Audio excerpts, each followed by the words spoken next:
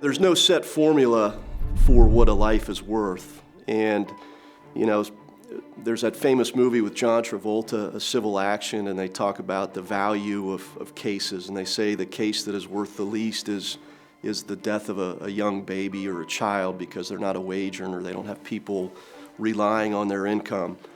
I disagree with that very much. As a father, I can't imagine anything worse than losing a baby or losing a child at any age.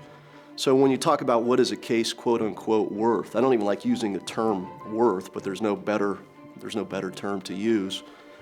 There's a number of things that we look at, and when we talk to a jury in closing arguments, you know, we give them an idea of how to value the case, and there's a number of things we can look at. We can look at paintings.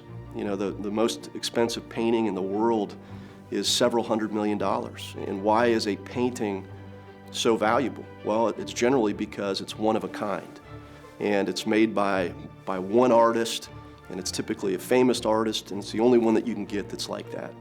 Well, if you equate that to human life, you know, all of us, each of us is one of a kind. There's no other person like you, there's no other person like me. So when we talk about a painting that's worth hundreds of millions of dollars, how do you argue that a human life is not worth hundreds of millions of dollars? So we talk about that with juries. We talk about fighter jets.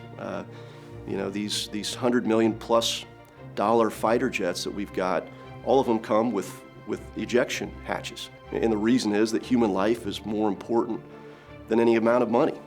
In our system, the only thing that we can get someone when they've been harmed by another person, whether it's a doctor or someone else, is money. It's the only thing that our system, you know, allows us to get to try and balance those scales.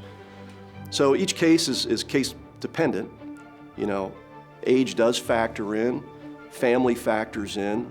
Do they have a close family? Were they married? Do they have young kids that were relying upon them for support? All of those go into what a case, you know, may or may not be worth in the eyes of a jury. But there are a number of ways to look at it, and people say, you know, that there are a number of derogatory comments they may make when we're talking about equating death with money, but people do it all the time. We do it with those paintings, we do it with professional athletes. You know, why don't we do it in our legal system when someone's been taken away from their family?